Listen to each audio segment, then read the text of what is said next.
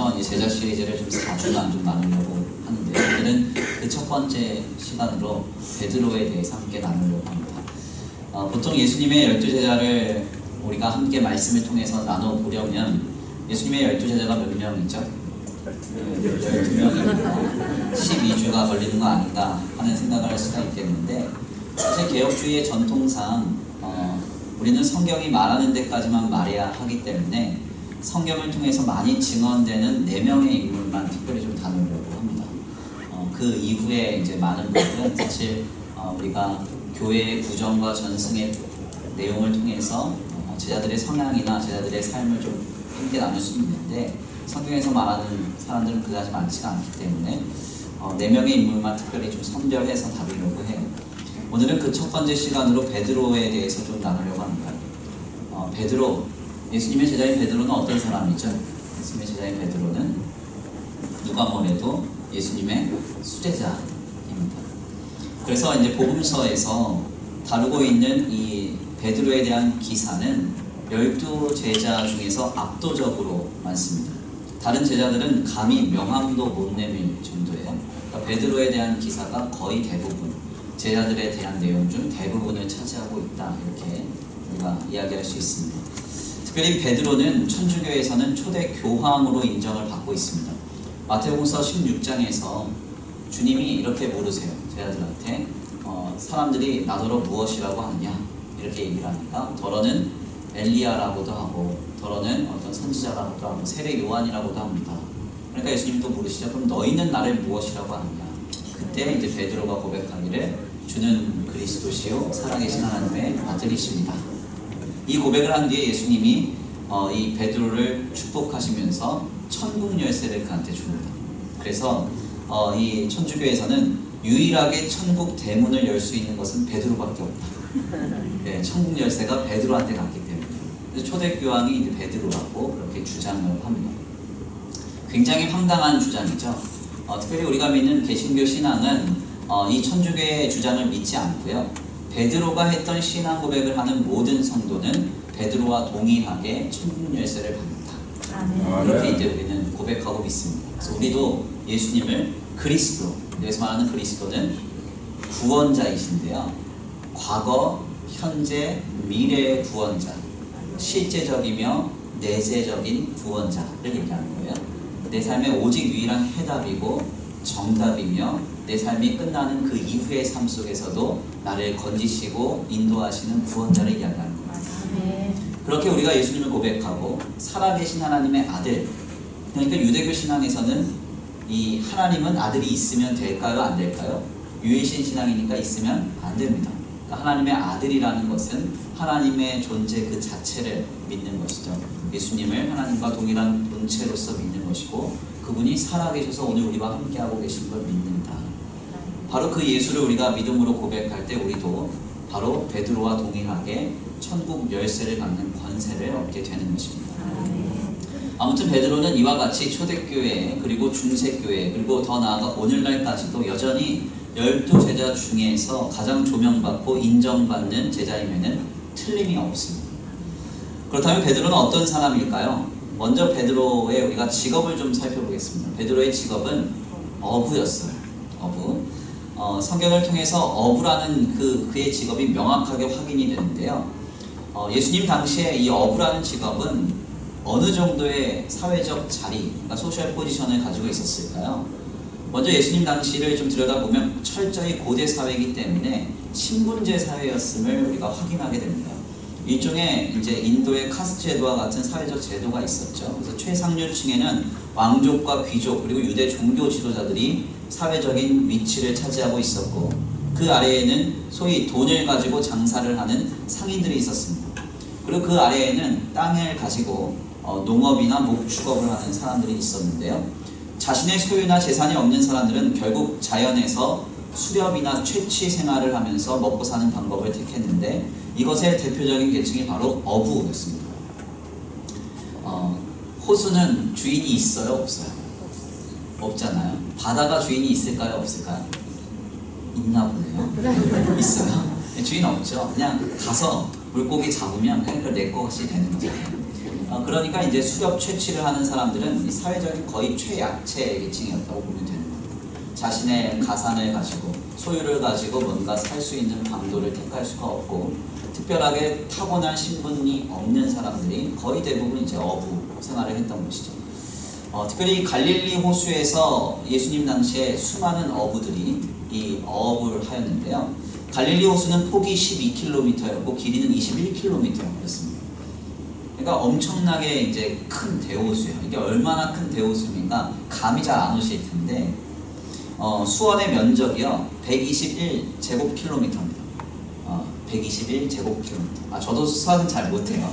저를 그렇게 불꽃 같은 눈동자로 보시면 제 마음이 많이 어려운데 저 문과입니다. 문과. 신학은 문과예요. 갈릴리 호수와 폭이 일정하진 않겠죠. 그렇지만 단순 계산으로 12 곱하기 21을 하면 그러니까 폭과 길이를 곱해보면 252제곱킬로미터가 돼요. 여기까지 이해하시죠? 여기는 이제 수학이 아니라 산수라고 하는 겁니다. 네. 이는 정확하게 수원시 면적의 2배입니다. 그러니까 이제 갈릴리 호수가 얼마나 큰 호수인지 아시겠죠? 갈릴리 호수가 그래서 너무 큰 호수라서 사실 호수인데도요 파도가 칩니다. 호수인데도. 그리고 폭풍도 불어요. 우기 때. 그래서 이제 마태복음서 기자는 갈릴리 호수를 호수라고 적지 않고 바다라고 적었죠. 왜냐하면 바다인 줄 알았어요. 한 번도 바다를 가지 못했기 때문에. 그렇지만 이제 누가복음서 기자는 지중해를 본 사람이기 때문에 갈릴리 호수라고 적었죠. 아무튼 이렇게 큰 대자연이 허락한 수렵의 현장에서 예수님 당시에 수많은 문 남성들은 모두 다 어부였습니다.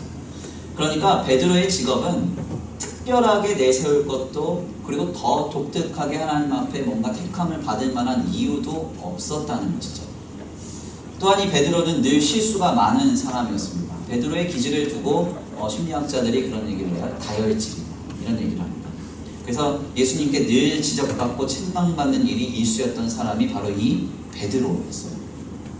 무리를 걷고 싶다고 해서 주님의 권능으로 무리를 걷다가 갑자기 불어오는 바람 보고 두려워서 푹 빠져버립니다. 주님이 건져주시면서 어찌하여 두려워하였느냐 믿음이 작은 자라 이렇게 얘기를 하시죠. 더 나아가서 변화산 사건을 경험하는데 이때도 혼자 막 흥분해가지고 예수님한테 이런 얘기를 합니다. 여기서 초막 찍고 살고 싶다 이런 얘기. 이건 물론 성경적 용어는 아닙니다. 좀 더 거룩하게 성경에 쓰여져 있는데 제가 읽기엔 그렇게 읽혀지더라고요. 혼자 막 흥분해서 나도 여기서 초막 찍고 살겠습니다 그러죠. 더 나아가서 예수님을 잡으러 온 로마 병정의 귀를 흥분하여 자르기도 하고 나는 절대 예수님을 팔지 않겠다고 다짐했다가 3번이나 부인했던 사람이 바로 이 베드로입니다. 그러니까 이 베드로는 굉장히 실수를 많이 했던 사람이에요. 더 나아가 이 베드로는 굉장히 깨닫는 일에 둔감한 사람이었습니다. 그의 둔감함은 최후의 만찬에서 예수님이 자신을 팔자가 있고 나는 십자가에 달려 돌아갈 것이다, 죽을 것이다 이렇게 말씀을 계속 하시는데도 계속 물어봐요. 주님 이 중에 팔자가 있나니까. 물어봐서 뭐예요? 주님 말씀하셨는데. 그쵸? 그러면 누굽니까? 막 묻기도 하고 나는 아닙니다. 막 이상한 얘기를 하죠. 그냥 그 현장에서 주님의 그 마음을 깊이 통감하고 주님이 얼마나 고통스러울까. 이제 십자가에 달려 돌아가셔야 되는데 주님 그 길을 얼마나 기도로 준비하고 계시느냐. 좀 묵묵히 침묵하면서 기다려주면 좋은데 이 사람이 둔감해요. 분위기 파악을 잘 못해요. 우리 청년들 중에서도 한참 수박 얘기하고 있는데 갑자기 딸기 얘기하는 애들이 있어요. 그런 데 보면 제가 속으로 그러죠. 야 이거 심각한데. 거기서 좀 더 중증으로 가면 그걸 뭐라고 하냐면 인지장애 이런 그런 얘기들이 있어요. 근데 이제 이 베드로가 약간 그런 사람이에요. 둔감해요. 잘 깨닫지 못합니다. 얼마나 깨닫지 못하느냐 하냐면 예수님의 부활 사건 이후에 베드로가 보이는 모습을 보면 명확하게 확인이 되죠. 마리아를 비롯한 그 여자들, 그러니까 마리아, 막달라 마리아, 베다니의 마리아 혹은 다른 마리아라고 불리는 그런 마리아라는 여인들이 예수님의 부활의 첫 증인이에요. 근데 이 증인들이 예수님의 부활을 목도하고 제자들한테 알립니다. 무덤이 비었다. 주님이 부활하셨단다. 아멘도 없다. 얼마나 이제 마음이 어렵겠습니까? 막 이렇게 얘기를 해요. 그러니까 제자들이 이상하게 여기다가 한번 가보자 해서 갑니다. 근데 그 간 자리에서 제일 먼저 간 사람이 누구냐면 베드로예요. 베드로가 이 여인들의 말을 듣고는 예수님의 무덤가를 가서 이것을 굳이 확인합니다. 빈 무덤을 실제로 눈으로 봐요. 참 희한한 점은 그 빈 무덤을 보고도 베드로가 이상히 여기며 돌아옵니다. 정말 여기서 화가 나죠. 3년 동안 주님이 복음서를 보면요, 자기가 죽고 부활할 것을 3번 예언하셔요. 3번. 근데 이 숫자에 주목할 필요가 있는데 정말 한 번, 두 번, 3번 하신 게 아니라 유대인의 사고 속에서 3번이 복음서에 증거된다는 것은 주님은 기회가 있을 때마다 3년 동안 계속 얘기하셨다는 거예요. 나는 이 땅에서 정치적이며 왕권적인 하나님의 나라를 이뤄가려고 이 땅에 메시아로 온 게 아니라 너희의 영원한 죄의 비참을 해결하기 위해서 너희를 위하여 죽으러 왔다. 그리고 나는 그 죄의 값을 치르고 사망에서 일어날 것이다. 부활할 것이다. 예언하셨다는 겁니다. 근데 이 얘기를 전혀 떠오르지 못하고 이상히 여기면서 돌아가서 그 이후에 어떻게 하는 거 하냐면, 오늘 본문 말씀에 따르면 곤양으로 돌아가 다시 물고기를 잡는 어부 생활을 하고 있습니다. 적어도 빈무덤을 보았으면 그동안 3년 동안이나 귀에 인에 박히도록 들었던 부활의 주님을 전해야 할 것입니다. 그렇죠. 그런데 그렇게 하지 않고 빈무덤을 보고도 다시 시리에 빠지고 이상히 여기며 돌아가 고기를 잡으러 가는데 가는 이런 모습을 깨닫는데 굉장히 취약한 사람이었다는 것입니다. 그러니까 좀 정리를 해보면 예수님의 수제자라고 불리는 이 베드로는 굉장히 약점이 많은 사람이었어요. 내세울 것도 없고 장점이라고 특별히 찾아볼 만한 것도 없습니다. 그런데 중요한 점은 하나님은 바로 이 베드로를 예수 그리스도를 통하여 예수님의 수제자로 삼으시고 초대교회에 있어서 가장 하나님이 크게 사용하시는 강력한 리더십인 사도로 그를 쓰셨다는 것입니다. 우리는 바로 여기에서 하나님께서 과연 누구를 사용하시는가를 깨닫습니다. 지난 우리 여리고 집회 때 김동환 목사님께서 그런 얘기를 잠깐 하셨습니다. 주님이 쓰시는 그릇은 어떤 그릇인가? 금 그릇인가? 은 그릇인가? 아니라고 깨끗한 그릇을 사용하신다. 이렇게 얘기를 하셨는데요. 여기서 중요한 전제가 있어요. 처음부터 깨끗한 그릇이 어디 있겠어요? 주님이 깨끗하게 씻으셔서 사용하시는 것이죠. 저만 그렇게 생각하시나요? 저 이번 주에 막 설거지를 좀 할 기회가 있었거든요. 설거지를 막 하면서 그런 생각을 했어요. 예전에는 이 설거지를 하면 우리 아내가 나를 얼마나 칭찬할까 이러면서 막 했는데 이제는 기대도 안 합니다. 해줘도 아무렇지도 않고 했어? 뭐 이러기 때문에. 근데 이제 막 하면서 어떤 생각을 했냐면 하나님이 어떠한 그릇을 택하셔서 사용하시겠다고 할 때 하나님의 방법으로 그를 정결케 하시고 준비를 시키십니다. 그러니까 처음에 이 그릇의 상태는요, 굉장히 연약하고 흠도 많고 티도 많은 상태예요. 그러니까 너무 부족하죠. 남들이 봤을 때는 안 쓸만한 그릇일 수도 있습니다. 그렇지만 주님은 그것을 들어서 깨끗하게 하시고 하나님 원하시는 모습으로 이뤄가신 다음에 그 그릇을 통해서 일하시는 것이죠. 우리가 바로 여기에서 주님이 사용하시는 그 인생에 대한 통찰을 얻게 됩니다. 하나님은 누구를 사용하시는가? 성경은 소위 약한 자의 하나님을 지독하게 강조해요. 주님이 왜 이스라엘을 택하셨다고 말씀하세요? 신명기 7장 7절 말씀 보니까 여호와께서 너희를 기뻐하시고 너희를 택하시면 너희가 다른 민족보다 수요가 많은 연고가 아니니라. 너희는 모든 민족 중에 가장 적으니라. 모든 민족 중에 가장 적은 민족을 택하셔서 약한 자를 통하여 하나님이 일하시기를 기뻐하셨다는 겁니다. 왜 약한 자를 통하여 일하시기를 기뻐하시느냐? 간단해요. 오직 하나님만이 하셨다는 것을 증거하시게 하기 위해서. 그의 힘과 능력과 의지와 그의 배경을 통해서 하나님이 일하신 게 아니라 하나님께서 하셨다는 것을 나타내시고 증거하시기 위해서 부족하고 연약한 자를 택하셔서 하나님의 사랑으로 이루어 가시면서 하나님은 일하셨다는 것입니다. 물론 때로는 혹자는 사도 바울의 경우를 들면서 바울은 많이 배웠고 준비가 되었기 때문에 그를 사용하셨다 이런 주장을 하기도 합니다. 그러나 여기서 중요한 점은 바울 역시도 그 자신이 충분히 만족할 만큼 배웠다 여기고 준비되었다고 의기양양하며 살아갔던 청년 사울일 때는 주님이 그를 사용하시지 않았다. 하나님은 이 모든 것을 다 배설물로 여기고 오직 내게는 그리스도밖에 없노라 할 때 그를 사도 바울로 세우시고 사용하셨습니다. 내세울 것도 없고 실수도 많으며 잘 깨닫지 못하는 베드로를 통하여 일하시는 하나님을 발견할 때 우리는 큰 감동을 느끼게 됩니다. 왜냐하면 하나님은 충분히 완성된 존재를 통하여 일하시는 것이 아니라 연약하고 부족한 우리를 온전하고 강하게 하셔서 성결케 하셔서 하나님의 역사를 이루시기 때문이에요. 이는 예수 그리스도의 족보를 통해서도 매우 분명하게 확인이 되죠. 예수님의 족보를 한번 보세요. 숨기고 싶은 과거가 너무너무 많아요. 며느리 다말의 이야기가 예수님 족보에 나옵니다. 며느리 다말은 시아버지 유다와 통간하여 아이를 낳습니다. 그 역사가 고스란히 예수님의 족보에 들어가 있습니다. 기생 라합의 이름이 예수님의 족보에 들어가 있습니다. 창기가 예수님의 족보에 들어가 있어요.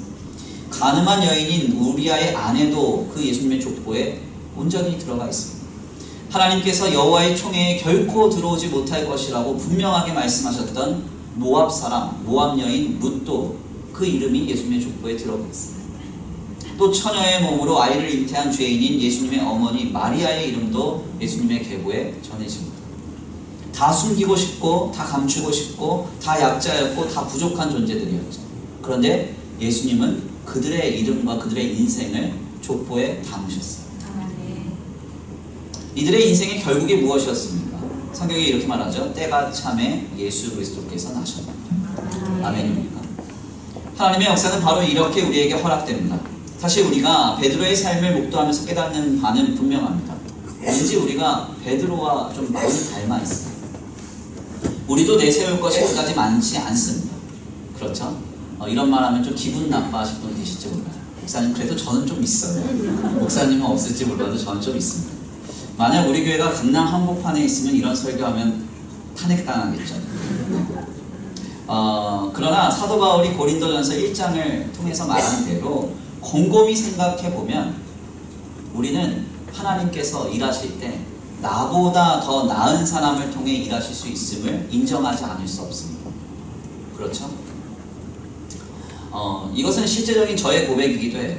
제가 수원천성교회를 담임하면서 늘 생각합니다. 나 말고 다른 사람을 사용하셨으면 주님은 더 크게 주의 교회를 이루셨을 텐데 이런 생각을 해요. 왜 아멘 안 하세요? 네. 우리 교회 어느 청년 지체라면요, 잠깐 제가 신방 전화통화를 하다가 제가 요즘 폴 스티븐슨이라는 사람이 쓴 나이 듦의 신학이라는 책을 읽고 있거든요. 그 책을 읽으면서 어떻게 은퇴를 준비해야 할지를 생각하고 있다고 했습니다. 그랬더니 그 자매가 저한테 그래요. 목사님이 교회 안 계시면 어떻게 해요? 이렇게 질문을 하는 거예요. 제가 그래서 그 질문에 이렇게 답변했습니다. 내가 목회 안 하면 우리 교회는 더 잘 될 걸 그랬습니다. 그랬더니 자매가 그래요? 이렇게 얘기를 하더라고요. 사실 내심 아니에요. 목사님이 있어야죠. 이렇게 이걸 기대했는데 그래요로 끝나긴 했습니다. 뭐 섭섭하지만 사실이에요. 아무튼 그렇다는 얘기입니다. 하나님은 나보다 더 완벽하고 모든 것을 가진 사람을 통해 일하실 수 있습니다. 그렇지만 베드로 같은 나를 통해서 하나님이 일하시길 원하십니다. 아멘입니까? 지극히 평범하고 내세울 것 없는 나를 통해 일하십니다. 더 나아가 우리는 너무나 실수가 많습니다. 베드로처럼 물 위를 걷는 것과 같은 기적을 경험하고도 하나님의 특별한 은혜, 특별한 것을 깨닫고도 바람을 보고 불안해하고 두려워할 때가 많아요. 괜시리 정욕과 혈기로 헛된 소리와 헛된 짓을 할 때도 많습니다. 하나님 앞에 이상한 실수가 난무하는 인생이에요. 그렇지만 하나님은 이런 나를 통해서 일하길 기대하고 계십니다. 늘 실수가 많은 나를 통해서 일하시면서 너는 나를 통하여 이루어지는 역사를 보라. 네가 하는 게 아니라 내가 하는 거야. 주님 그렇게 말씀하신다. 저는 참 실수가 많은 목회자입니다. 제가 지난 금요기도회 때요, 설교를 좀 준비하고 기도하면서 충만하게 이제 기도하면서 잘 준비하고 있었는데 내려가려고 딱 했는데 가만 생각해 보니까요, 서재에 양복이 없는 거예요. 기도에 15분 전에 했어요. 8시 저희가 기도회 시작이니까 7시 45분에, 오후 7시 45분에 제가 항상 원래는 서재에 한 벌의 양복을 두는데 그날따라 그걸 가져갔었거든요. 여리고 집회 때문에 막 왔다 갔다 하니까 정신없다 보니까 갖다 놨는데 깜빡한 겁니다. 근데 7시 45분인데 양복이 없는 거예요.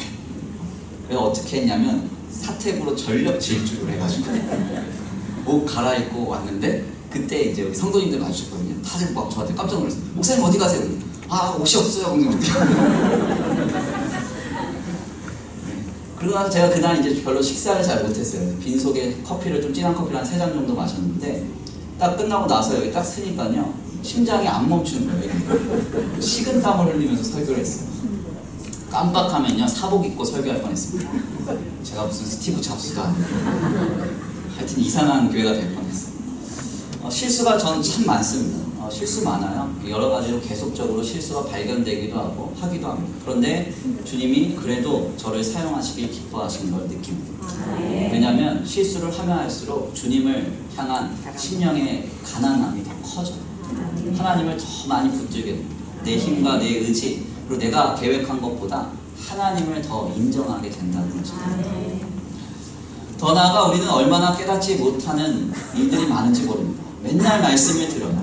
맨날 기도합니다. 이런저런 신앙의 체험과 경험이 병행이 돼도 우리는 늘 제자리일 때가 너무나 많습니다. 그래도 주님은 이런 나를 통해서 일하기 기대하고 계십니다. 오늘 본문의 말씀은 바로 그 주님의 모습을 보여줍니다. 내세울 것도 없었습니다. 실수가 얼마나 많았는지 모릅니다. 더 나아가 오늘 본문의 내용은요, 예수님을 3번이나 저주하고 부인하고 실수와 실패로 얼룩진 인생, 빈 무덤을 보고도 고향으로 돌아와 물고기나 잡고 있는 어부 베드로에게 찾아오신 주님의 모습을 전합니다. 주님이 베드로에게 처음 찾아오셔서 하셨던 말은 책망이나 비난이나 비판이 아니었어요. 그에게 어떻게 하셨습니까? 5절에서 6절입니다. 함께 공독해 올릴까요? 오늘 본문 말씀 요한복음서 21장 5절에서 6절입니다. 함께 공독합니다. 시작. 내가 있느냐? 대답하되 이르시되 무릎 베풀어 졌다. 왜냐하면 자기가 하시니 이에 던졌더니 물고기가 많아 물을 들 수 없었다. 주님은 이 실패하고 실수로 얼룩진 이 베드로의 인생에 찾아오셔서 그를 책망하거나 비난하거나 몰아세우시지 않았어요. 먼저 어떻게 하셨느냐? 고기를 잡게 해주셨습니다. 이 고기를 잡게 해주신 사건은요, 상당히 인상적인 사건이에요. 왜냐하면 단지 하나님이 예수님을 통해서 고기를 많이 얻게 하셨다. 157마리, 모나미 157 이거 주셨다. 이게 아니에요. 우리가 다른 복음서를 보면, 요한복음서 말고 다른 복음서를 보면 예수님이 제자들을 부르시는 그 첫 장면에서 제자들이 고기를 못 잡고 있을 때 고기를 잔뜩 잡는 장면이 예수님과의 첫 만남 속에서 확인이 됩니다. 그러니까 이 말씀과 오늘 요한복음서를 같이 비교 대조해 보면 베드로가 전에 처음 주님 만났던 그 순간을 회상하게 해주는 경험을 해줍니다. 우리로 하면 내가 처음 주님을 영접하고 내가 주님을 처음 만난 그때를 다시금 깨닫게 하는, 처음 사랑을 회복시켜주는 그 역사와 같은 것입니다. 다 실패하고 실수하고 깨닫지도 못하고 돌아가 버린 베드로에게 예수님과의 첫 만남을 떠올리게 하는 체험이었던 것입니다. 이것이 그를 회복시키고 그의 마음을 치유했던 거예요. 우리의 부족함을 볼 때 주님은 은혜를 베푸사 우리를 일으켜 세우십니다. 우리 몰아세우시지 않아요. 우리 약점 주님 다 아십니다. 네, 여기 있는 김 목사 약점 없는 것 같죠? 완벽주의자, 뭐 성향이다, 뭐 이런 헛소문이 저희 교회에 많이 돌고 있는데 완벽주의자가 아니라 못하니까 열심히 하려고 하는 거예요. 아무리 제가 열심히 하려고 해도 저는 약점이 있죠. 그럼 주님이 제 약점을 알까요, 모를까요? 저도 아는데 주님은 더 아시죠. 그럼 주님이 왜 그거 하나 못 채워, 너 그거 왜 하나 강점으로 못 받고 이렇게 우리를 핀잔하시고 몰아세우실까요? 그렇지 않습니다. 우리의 약점 아시는 주님은 우리를 다만 일으켜 세워주시는 거예요. 안아주시는 겁니다. 그것을 그대로 사용하시기를 기뻐하시는 것입니다. 결국 이 고기를 잡는 체험 직후에 7절 말씀에 따르면 베드로는 주님이신 줄 깨닫고 주님께로 막 달려옵니다. 더 나아가 주님은 여기서 그치지 않으시죠. 밤새 노동을 한 베드로와 그 많은 어부들을 위해서 아침상을 배설해 주시고 그를 위해서 함께 아침을 잡수셨습니다. 9절에서 12절입니다. 우리 함께 다 같이 봉독해 올립니다. 오늘 본문 말씀 9절에서 12절입니다. 시작. 숯불이 있는데 그 위에 생선이 놓였고 떡도 있더라. 예수께서 이르시되 지금 잡은 생선을 시몬 베드로가 올라가서 그물을 육지에 끌어올리니 가득히 찬 물고기가 153마리 이같이 많으나 그물이 찢어지지 아니하였더라. 예수께서 이르시되 와서 조반을 먹으라 하시니 제자들이 주님이신 줄 아는 고로 당신이 누구냐 감히 묻는 자가 없더라. 아멘. 오늘 본 말씀 9절에서 12절 말씀을 보니까요, 주님이 밤새 노동을 한 베드로와 그 주변 제자들을 위해서 아침상을 배설해 주시고 그와 함께 조반을 먹으라. 이건 너무 무거운 표현이고요. 원래 용어를 보면 야 얘들아 아침 먹자 이런 표현입니다. 함께 아침을 잡수셨어요. 이것은 상당히 주목할 만한 부분입니다. 예수님은 부활의 몸이셨기 때문에 먹지 않으셔도 됩니다. 마시시지도 않으셔도 돼요. 시간과 공간을 초월하신 상태였기 때문에 주님은 이 아침상에 함께 계실 이유가 전혀 없습니다. 그럼에도 불구하고 베드로와 함께 먹으셨어요. 왜 먹으셨을까요? 베드로는 밤새 그물을 내렸다잖아요. 얼마나 배가 고팠겠습니까? 노동을 안 하시나요? 밤새 그물을 내려서 어업을 했습니다. 당연히 배가 고프죠. 그의 연약과 부족을 아시는 겁니다. 그러고선 그의 연약과 부족, 결핍된 그를 책임지시는 모습을 보여주시는 것이죠. 우리의 상태를 이미 다 아신다는 겁니다. 그 아시는 것에 주님은 그치시지 않아요. 그것을 우리 책임져 주시는 분이십니다. 그 책임지시는 역사의 정점이 바로 예수 그리스도의 십자가입니다. 주님이 우리의 죄를 그냥 다만 정죄하시고 물으시겠다고 한다면 십자가에 달려 돌아가실 이유가 없죠. 예수님이 십자가에 달려 돌아가신 이유가 뭐예요? 내 죄값을 대신 치르셨다는 거죠. 나의 연약과 부족, 결핍과 비참을 그분의 품으로 인도하셔서 친히 감당하시겠다는 선언이잖아요. 바로 오늘 우리는 이러한 주님의 마음, 그리고 주님의 역사의 현장에 있습니다. 그래서 오늘 우리에게는 지금 성령 하나님이 내주에 계시는 것이죠. 바로 이 과정을 통해서 주님은 베드로를 사도로 세우시고 또한 오늘 우리를 사용하십니다. 오늘 이 귀한 말씀을 통해서 주님은 지금 우리를 도전하고 계세요. 우리는 자꾸 하나님 앞에서나 사람 앞에서나 세상 앞에서 내가 무엇을 내세울 수 있을까? 내 강점은 무엇이고 내가 할 수 있는 것은 무엇인가? 늘 확인하며 주지시키고자 합니다. 그러나 주님은 이러한 것에 별로 관심이 없으세요. 다만 내가 택한 베드로를 내가 세워 사용하리라. 주님 이렇게 말씀하십니다. 우리 청년들이 옆에 있는 우리 자매, 형제들과 비교해 볼 때 나는 별로 많이 이룬 것 같지 않고 난 여전히 부족하고 나는 여전히 결핍돼 있어. 그런 생각할 필요가 없다는 거예요. 하나님이 택하시고 내가 너를 들어 사용하리라 하시나요? 아멘입니까? 주님이 어루만지셔서 하나님의 사용할 만한 그릇으로 인도에 가시는 것입니다. 오늘 귀한 말씀을 정리하면서 우리 청년들 그리고 우리 성도님들을 도전합니다. 내세울 것 없는 내 모습 그대로 하나님을 붙드시기를 바랍니다. 약한 모습 그대로 나를 사용하실 주님을 기대하길 바랍니다. 늘 깨닫지 못하고 실수가 많은 우리의 상태를 주님께 온전히 의탁하시기를 바랍니다. 내세울 것 없고 실수가 많았고 늘 깨닫지 못했던 베드로를 사용하신 주님이 그를 대사도로 쓰셨던 주님이 오늘 우리를 사용하실지 못할 이유는 없습니다. 다만 겸손히 주님을 의지하고 주님 앞에 겸손히 내 삶을 내어 맡김으로써 주님을 온전히 신앙함으로써 베드로처럼 주의 제자로 사도로 쓰임받는 우리 귀한 성도들 모두가 되시기를 간절히 축원합니다.